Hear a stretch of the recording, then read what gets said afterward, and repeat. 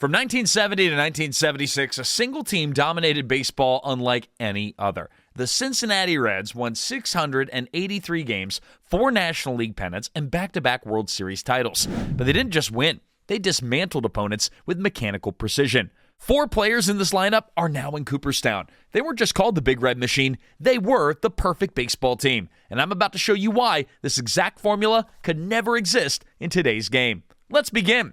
Now, when most baseball fans think of the Big Red Machine, they picture the star power. Pete Rose, the hit king, crashing into catcher's head first. Johnny Bench, the greatest catcher who ever lived. Joe Morgan, flipping his elbow at the plate before unleashing that perfect swing. And Tony Pérez, the clubhouse leader and clutch RBI machine. The common story is simple. The Reds assembled tremendous talent. They put Sparky Anderson in the dugout and watched the victories pile up.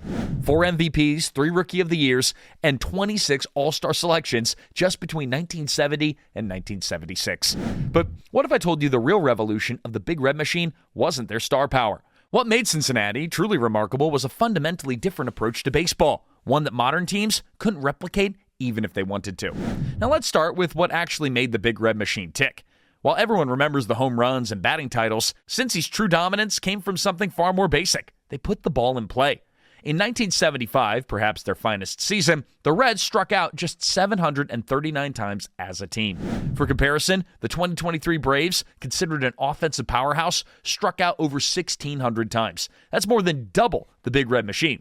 The average Big Red Machine starter struck out in just 9.6% of plate appearances. Today's MLB average, nearly 23%. That's a fundamental shift in how baseball is played. The 1975 Reds had a team on-base percentage of 353, elite by any standard. But here's what's fascinating. They achieved this not through walks, but through batting average. Their .271 team average was 20 points higher than the league.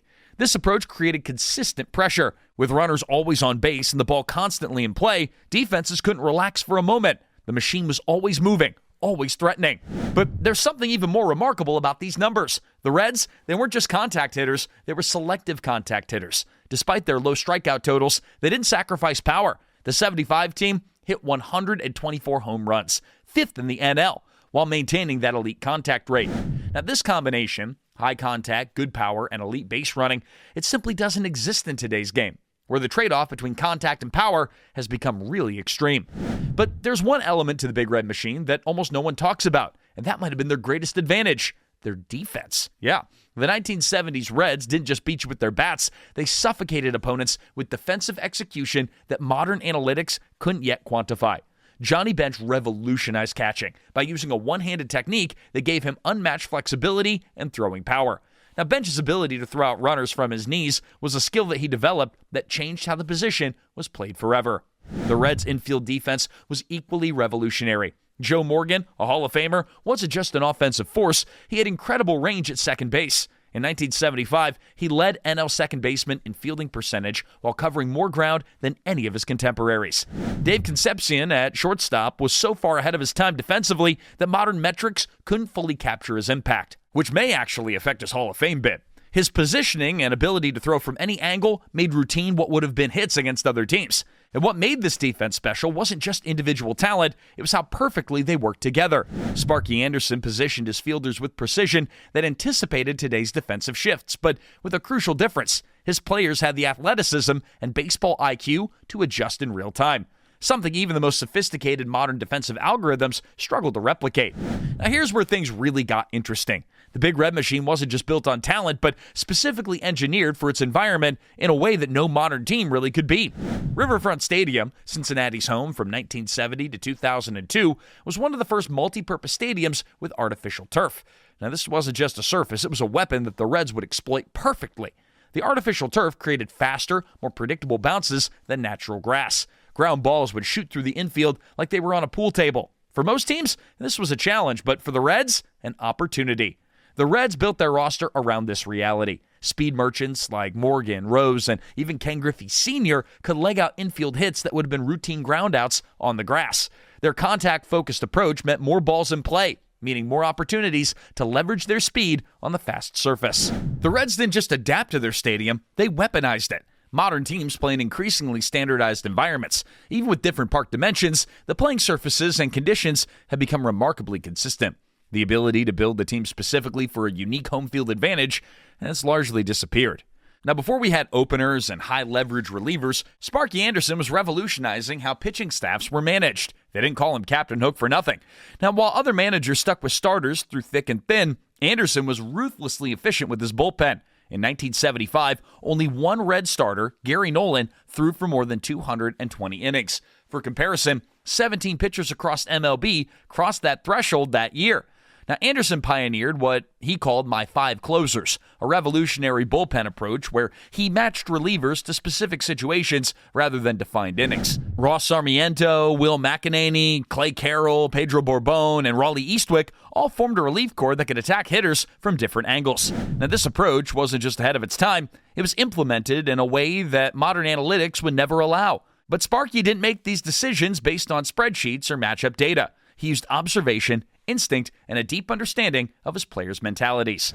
Today's bullpen decisions are increasingly made before games even begin, with rigid plans based on rest days, pitch counts, and matchup algorithms. Anderson's fluid, intuitive approach to pitching management represented a human element that's really being engineered out of baseball. So why couldn't the Big Red Machine exist today? Well, the answer involves 4 fundamental shifts in baseball. First, economics. The Big Red Machine kept its core together for nearly a decade. In today's free agent market, with massive salary disparities between teams, this level of continuity is nearly impossible. The moment players like Morgan, Bench, and Rose all hit their prime, modern teams would be outbidding each other with 9-figure contracts, if not more. Second, player development has completely transformed. The Big Red Machine was built largely through scouting and development. Johnny Bench was a second-round pick. Morgan came via trade. Today's draft is a sophisticated prediction machine with really fewer overlooked talent slipping through the cracks.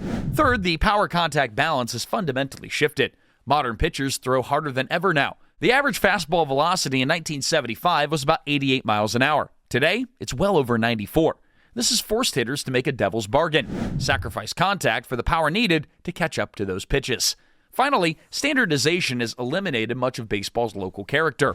The Reds built a team perfectly suited to artificial turf and their home ballpark's dimensions. Today's teams play in increasingly similar conditions, removing a key strategic element from roster construction. The Big Red Machine wasn't just a great team, it was the perfect team for a specific moment in baseball history. It can never be replicated. But here's what's fascinating. Elements of the Big Red Machine philosophy are quietly making a comeback in today's game. As strikeout rates have reached historic highs, some teams are rediscovering the value of contact. The 2023 Houston Astros and LA Dodgers are both emphasizing putting the ball in play more than their competitors. It's not coincidental that they've been among baseball's most successful franchises. Modern defensive positioning, with extreme shifts and optimization, owes a debt to how Anderson positioned his defenders. The difference is that Anderson achieved this through communication and baseball IQ rather than a data printout. And bullpen usage has come full circle. While analytics drove specialization to new extremes, recent rule changes limited pitcher substitutions, and it forced managers back toward Anderson's model of versatile relievers who can handle multiple innings and situations. The Big Red Machine's blueprint, emphasizing contact, defensive flexibility, and adaptability, is experiencing a renaissance, even as the conditions that made that specific team possible have vanished forever. The 70s Reds weren't just a dynasty in Cincinnati, they were baseball played at its highest level within the constraints of their era. They combined star power with a systemic approach that maximized their advantages and minimized their weaknesses. We will never, ever, ever see another Big Red Machine. The economic, athletic, and analytical revolutions in baseball have transformed the game too fundamentally.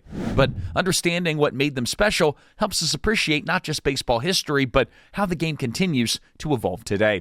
Which aspect of the Big Red Machine do you think today's team should try to recapture? Drop your thoughts in the comments below, and hey, if you enjoyed this breakdown, hit subscribe for more deep dives into baseball's most fascinating teams and players. Thanks for watching.